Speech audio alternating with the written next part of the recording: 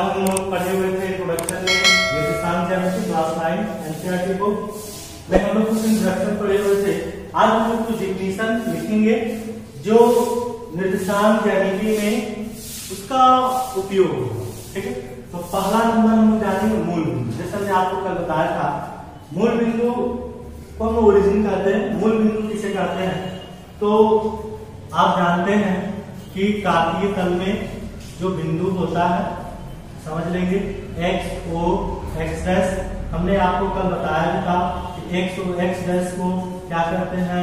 X अक्ष कहते हैं। ठीक है, और वाई ओ वाई डैश को वाई अक्ष कहते हैं। हमने आपको ये कल बताया था। ठीक है, तो हम कह सकते हैं कि एक्स अक्ष और वाई अक्ष जिस बिंदु पर प्रतिच्छेद करती है, किस बिंदु पर प्रतिच्छेद करती है बाबू? ओ पर। ठीक है, जिस बिंदु पर प्रतिच्छेद करती है उसी को हम मूल बिंदु कहते हैं। ठीक है, हम लोग इसका डेफिनेशन लिख सकते हैं। क्या लिखेंगे कि एक्स अक्ष, क्या लिखेंगे बाबू? एक्स अक्ष। ठीक है, एक्स अक्ष और वाई अक्ष। ठीक है, एक्स अक्ष तो ये पूरा हुआ, वाई अक्ष तो ये पूरा हुआ। ठीक है, यानी कि एक्स अक्ष और वाई अक्ष जिस बिंदु पर प्रतिच्छेद एक दूसरे को वो काटती हैं। ठीक है, एक्स अक्ष और वाई अक्ष जिस बिंदु पर प्रतिच्छेद करती हैं, जिस बिंदु पर प्रतिच्छेद करती हैं उसे, ठीक है, उसे मूल बिंदु कहते हैं। क्या कहते हैं बाबू? मूल बिंदु कहते हैं। मूल बिंदु कहते हैं। ठीक है, और इसका जो कोऑर्डिनेट होता है, इसलिए इसका जो निर्देशांक होता है, इसका निर्देशांक मूल बिंदु का जो निर्देशांक होता है वो 0 0 होता है। क्या होता है बाबू? 0 0। ये हम आपको बताएंगे भी कैसे 0 0 होता है। इसका निर्देशांक 0 0 होता है। ठीक है, तो ये आप समझिए। कभी कभी क्वेश्चन में या आपके एक्सरसाइज में भी पूछा जा सकता है कि एक्स अक्ष और वाई अक्ष जिस बिंदु पर प्रतिच्छेद करती है उसे क्या कहते हैं? ठीक है, या ये भी क्वेश्चन कहा जा सकता है वर्टिकली और अपोजिट है, या ऊर्ध्वाधर या क्षैतिज रेखा। ठीक है, जिस बिंदु पर प्रतिच्छेद करती है उसे हम क्या कहते हैं? उसे हम लोग क्या कहते हैं? मूल बिंदु। क्षैतिज और ऊर्ध्वाधर भी कह सकते हैं। रेखा जिस बिंदु पर प्रतिच्छेद करती है उसे भी मूल बिंदु कहते हैं। या एक्स अक्ष और वाई अक्ष जिस बिंदु पर प्रतिच्छेद करती है उसे भी मूल बिंदु कहते हैं। या उस बिंदु का निर्देशांक बताएं, उस बिंदु का निर्देशांक बताएं, या वो उसे क्या करते हैं जिसका निर्देशांक 0 0 होता है। उस बिंदु का नाम बताएं जिसका निर्देशांक 0 0 होता है। उस बिंदु का नाम क्या है बाबू? मूल बिंदु। ठीक है, इसका डेफिनेशन आप लिख लिए होंगे। तो हम आगे चलते हैं। अगला डेफिनेशन है एक्स निर्देशांक किसे कहते हैं। ठीक है, इसको आप नोट कर लेंगे। अब चलिए सेकंड नंबर में हम देखेंगे एक्स निर्देशांक। ठीक है, निर्देशांक हमने आपको कल बताया था। आपको याद होगा कि एक्स निर्देशांक को और क्या कहते हैं? क्या कहते हैं बाबू? बताइए। एक्स निर्देशांक को हम लोग भुज के नाम से जानते हैं। इसके नाम से? भुज के नाम से। चलिए हम लोग सेकंड नंबर डेफिनेशन लिखते हैं इसका। एक्स निर्देशांक, एक्स जिसको हम अवशिषा भी कहते हैं, एक्स निर्देशांक। एक्स निर्देशांक किसे कहते हैं? थोड़ा सा ध्यान में समझना है। वाई अक्ष, वाई अक्ष समझ रहे हैं? वाई अक्ष क्या? वाई अक्ष ये है, वाई अक्ष से लंबवत दूरी, लंबवत दूरी। ठीक है, लंबवत दूरी। तो एक्स निर्देशांक को एक्स निर्देशांक या क्या बाबू? भुज, भुज कहते हैं। क्या कहते हैं? भुज कहते हैं। ठीक है, किसे? एक्स अक्ष से लंबवत दूरी को हम लोग, सॉरी एक्स अक्ष नहीं वाई अक्ष है, तो वाई अक्ष से लंबवत दूरी को एक्स निर्देशांक है। अब वाई अक्ष से लंबवत दूरी, अब ये समझना वाई अक्ष से लंबवत दूरी। अगर मान लीजिए कि एक्स हमको निर्देशांक पूछा था, वाई अक्ष से लंबवत दूरी, तो वाई अक्ष ये है, इससे लंबवत दूरी, जैसे मान लीजिए अगर इसको कहा जा रहा है, ये यहाँ पर जो पॉइंट है, ठीक है, या आप इसको कहें या इसको कहें, कर सकते हैं ना। अगर ये पॉइंट है ओपी, ये जो OP परपेंडिकुलर y अक्ष पर है तो इसी को हम x निर्देशांक कहते हैं। अगर मान लीजिए यहाँ पे 1 2 3 अगर 3 हो तो लंबवत दूरी कितना हो जाएगा OP का 3 हो जाएगा। कितना हो जाएगा 3 हो जाएगा। या हम कह सकते हैं कि अभी x अक्ष पर है तो इसकी जो दूरी होगा बाबू कितना हो जाएगा x। क्या हो जाएगा x हो जाएगा। तो हम कह सकते हैं x अक्ष से लंबवत दूरी क्या कहला सॉरी y अक्ष से लंबवत दूरी को x निर्देशांक कहते हैं। तीसरा नंबर y निर्देशांक। जस्ट इसी तरह से हम लोग इसका भी डिफिनेशन देंगे। ठीक है, y निर्देशांक क्या होगा बाबू x अक्ष। क्या होगा x अक्ष से लंबवत दूरी, x अक्ष से लंबवत दूरी को y निर्देशांक या क्या कहते हैं कोटि कहते हैं। क्या कहते हैं बाबू कोटि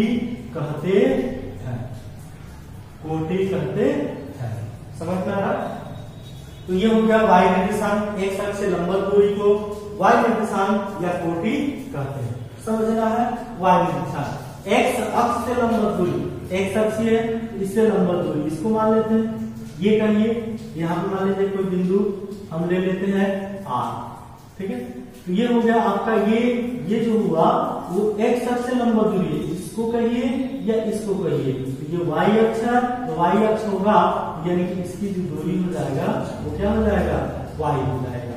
अब इस R में यदि आपको कोऑर्डिनेट लिखना हो तो सबसे पहले x निर्देशांक कितना बाबू x, y निर्देशांक कितना y। इस प्रकार से हम लोग कर सकते हैं कि R का जो कोऑर्डिनेट होगा वो क्या हो जाएगा x y हो जाएगा।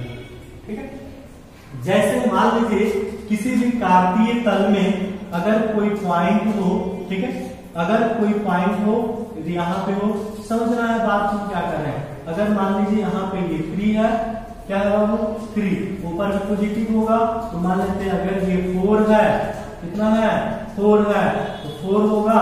तो अगर यहाँ पे अगर कोई बिंदु P है इसका कोऑर्डिनेट सबसे पहले x निर्देशांक लिखते हैं, x निर्देशांक में 3, फिर क्या होगा बाबू y निर्देशांक में 4। तो P बिंदु का जो कोऑर्डिनेट होगा वो 3 4 हो जाएगा। ठीक है, तो हमने पढ़ा x निर्देशांक, फिर लिखा y निर्देशांक। ठीक है, अब देखिए अब अगला है जिसको हम लोग चतुर्थांश कहते हैं। क्या कहते हैं बाबू चतुर्थांश के पहले निर्देशांक जानते हैं। निर्देशांक डिफिनीशन ऑर्डिनेट। ठीक है, सिर्फ निर्देशांक किसे कहते हैं। तो हमने अभी बताया कि यदि आपके पास भुज दिया हो, कोटि दिया हो और आप दोनों को मिला दें तो वो निर्देशांक कहलाता है, या x निर्देशांक या y निर्देशांक दोनों को मिला देंगे। जैसे मान लीजिए कोटि का डिफिनेशन यदि आपको लिखना हो, कोटि नहीं सॉरी निर्देशांक का 4 नंबर में देखिए इसका डिफिनेशन बाबू निर्देशांक। तो निर्देशांक किसे कहते हैं तो ध्यान देना है। कैसे निर्देशांक का डिफिनेशन हम लोग लिखेंगे तो निर्देशांक का जो डिफिनेशन होता है वो होता है पहले यदि बिंदु